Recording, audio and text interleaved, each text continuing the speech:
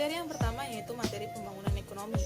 Pembangunan ekonomi sendiri merupakan proses multidimensional yang melibatkan bermacam-macam perubahan mendasar dalam struktur sosial, sikap masyarakat, dan lembaga nasional, seperti halnya percepatan pertumbuhan, pengurangan ketimpangan, dan penanggulangan kemiskinan.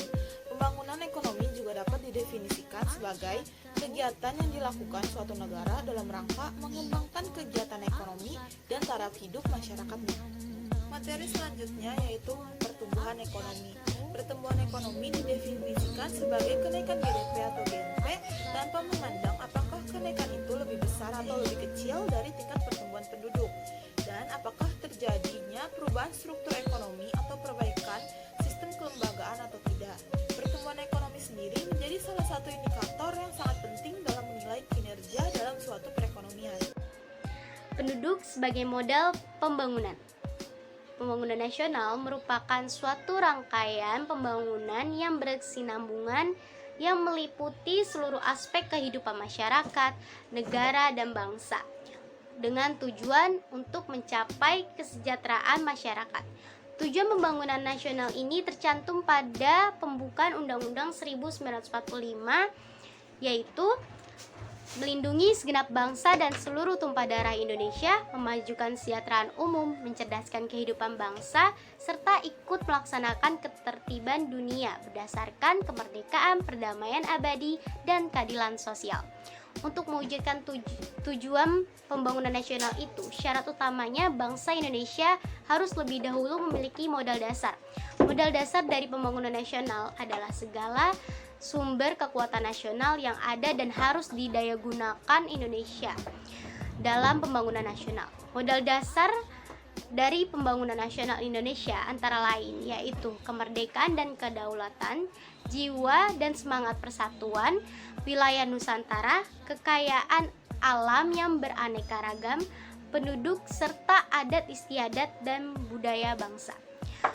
Penduduk merupakan modal penting dalam pembangunan nasional. Penduduk adalah objek sekaligus subjek dari pembangunan dalam sebuah negara. Penduduk sebagai objek pembangunan artinya bahwa tujuan pembangunan adalah untuk meningkatkan kesejahteraan masyarakat. Sebagai subjek pembangunan, penduduk sebagai pelaku yang akan melaksanakan pembangunan. Secanggih apapun teknologi yang digunakan, sebesar apapun modal fisik yang tersedia, jika penduduk tidak mempunyai nilai lebih dalam melaksanakan pembangunan atau tidak berkualitas, maka dapat dikatakan bahwa negara tersebut sulit untuk maju. Jadi, penduduk di sini sebagai salah satu modal yang terpenting dalam pembangunan sebuah negara, di mana setiap individu seharusnya mempunyai pengetahuan, pengalaman, keterampilan, dan kemampuan inovasi. Dalam hal ini, negara atau pemerintah dapat mengembangkan SDM melalui berbagai macam cara, seperti pendidikan, kesehatan, ekonomi, dan sebagainya. Tanpa mengabaikan fungsi yang lainnya, maka pendidikan dan penguasaan teknologi adalah prasyarat utama dalam menghadapi era yang semakin canggih ini. Saat ini telah diakui bahwa pembangunan sumber daya manusia suatu negara adalah unsur pokok bagi kemakmuran dan pertumbuhan serta untuk penggunaan yang efektif atas sumber daya modal fisiknya.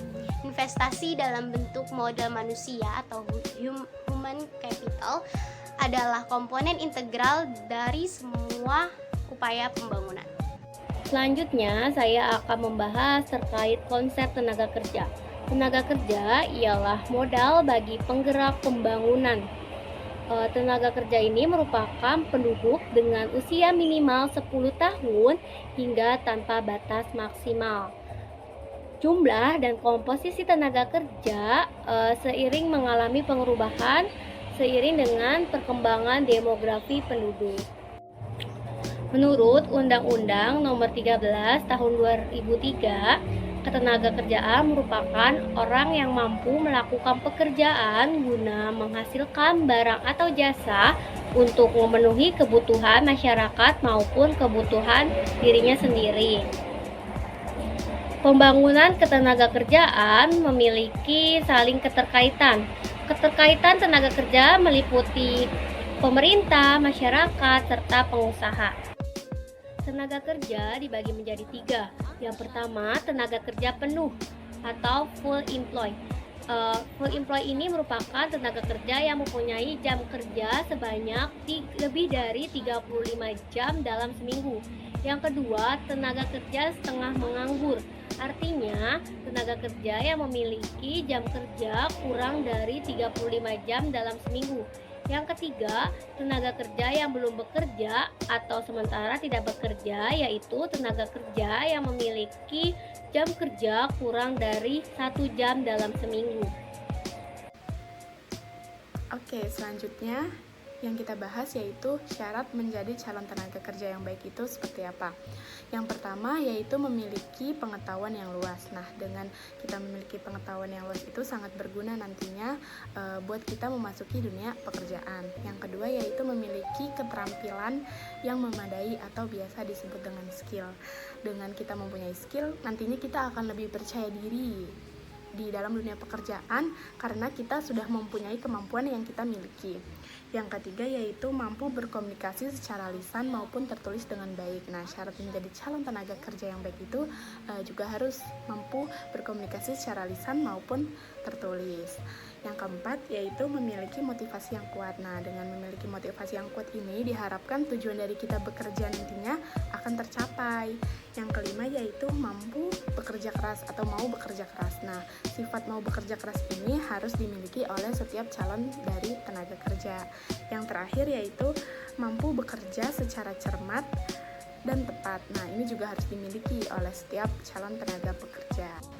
Selanjutnya ada ciri-ciri dari tenaga kerja. Yang pertama, umumnya tersedia di pasar tenaga kerja, biasanya siap digunakan dalam suatu proses produksi barang ataupun jasa. Yang kedua, yaitu tenaga kerja yang terampil merupakan potensi dari sumber daya manusia atau SDM yang sangat dibutuhkan pada setiap perusahaan untuk mencapai suatu tujuan. Salah satu konsekuensi dalam penggunaan pendekatan ketenagakerjaan dalam proses pembangunan nasional adalah pengembangan kemampuan para tenaga kerja. Usaha membangun dan mengembangkan kemampuan yang dimiliki oleh individu itu biasanya diwujudkan dengan meningkatkan pendidikan serta pelatihan dari tenaga kerja. Adapun permasalahan tenaga kerja dan pengangguran di Indonesia. Yang pertama ada daya saing tenaga kerja. Dari berbagai survei yang sudah dilakukan oleh BPS, disimpulkan bahwa daya saing tenaga kerja di Indonesia itu relatif masih rendah. Itu disebabkan karena masih rendahnya mutu SDM yang mana akibat dari rendahnya tingkat pendidikan dan kompetensi kerja, serta kecocokan skill dengan kecocokan pekerjaan. Yang kedua, pasar kerja tenaga kerja, di mana masih rendahnya peningkatan pasar kerja dibandingkan peningkatan jumlah tenaga kerjanya. Meski untuk 5 tahun terakhir sendiri, pertambahan lapangan kerja lebih banyak dibandingkan pertambahan angkatan kerja. Namun, kondisi tersebut menyebabkan kelebihan tenaga kerja sendiri.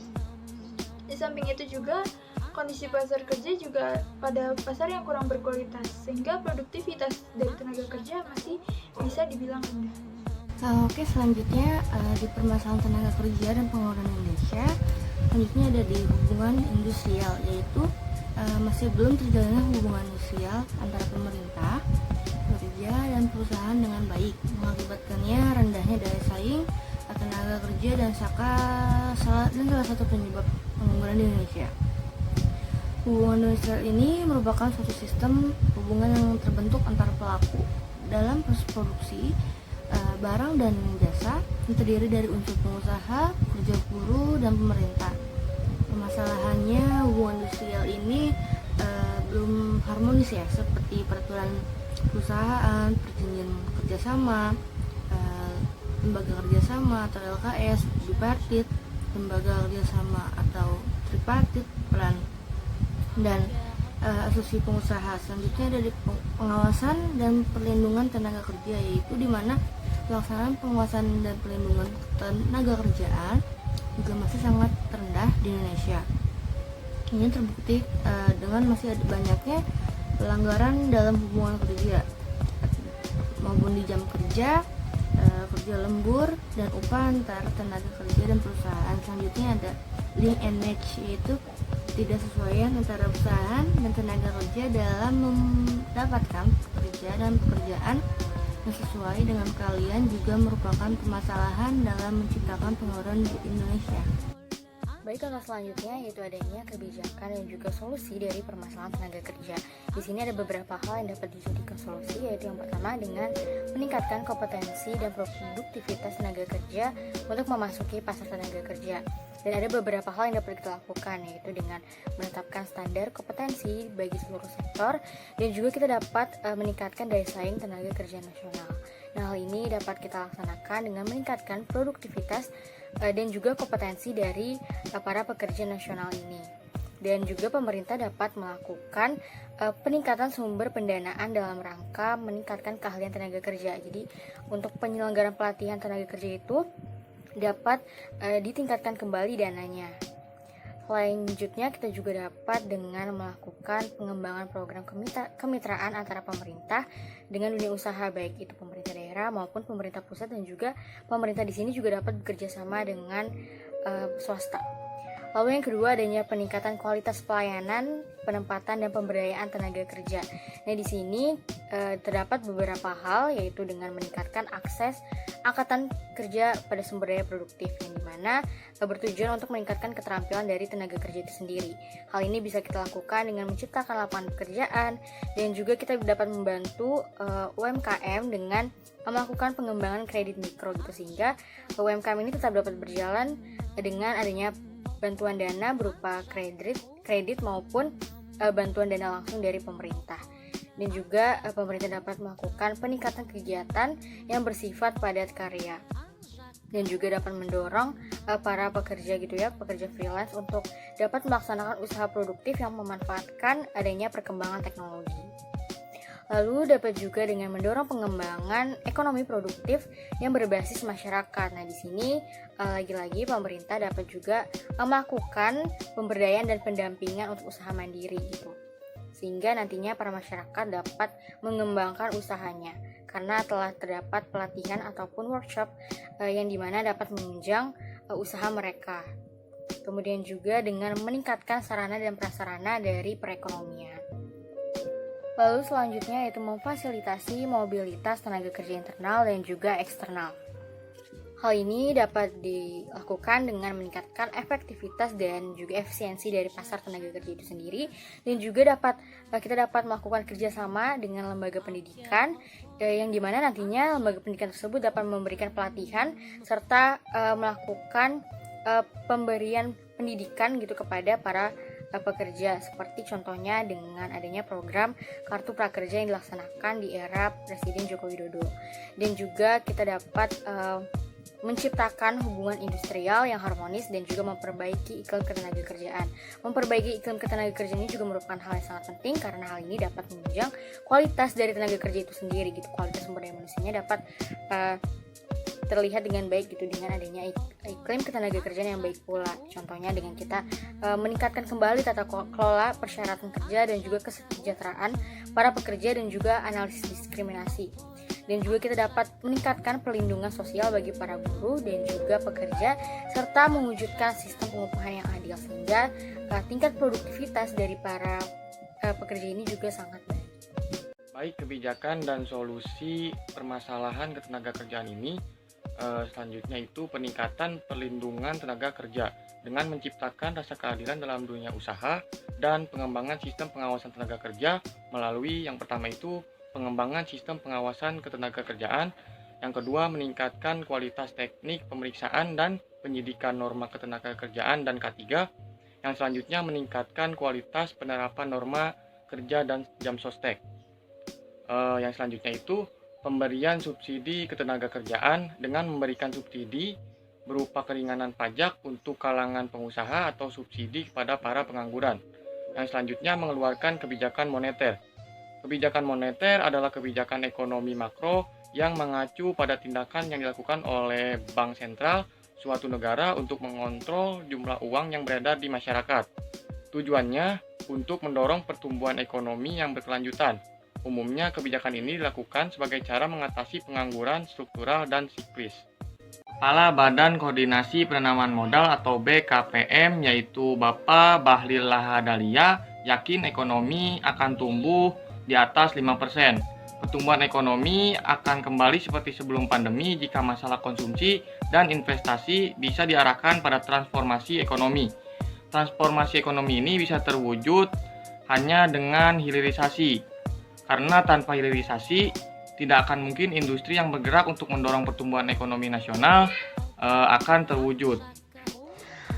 Berdasarkan data Badan Pusat Statistik, 66% angkatan kerja Indonesia hanya memiliki latar belakang SMP hingga SD ke bawah.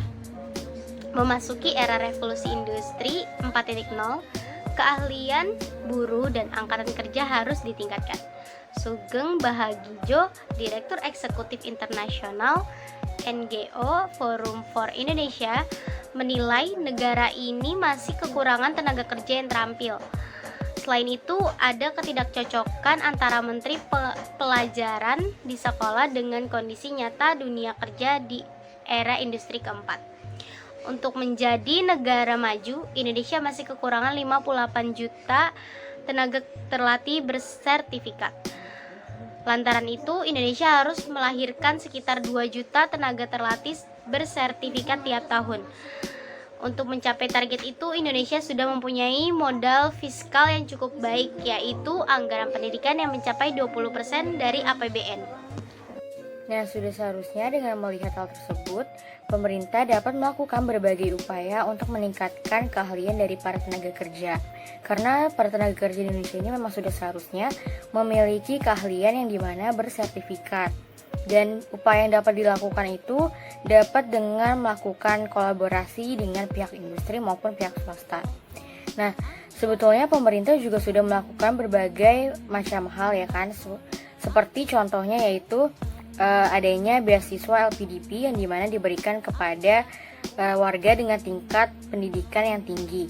Kemudian juga ada yang namanya kartu prakerja yang dimana diberikan pelatihan kepada para masyarakat, yang dimana pelatihan tersebut diharapkan dapat meningkatkan keahlian para tenaga kerja ini sehingga nantinya mereka dapat siap ketika sudah terjun ke lapangan pekerjaan.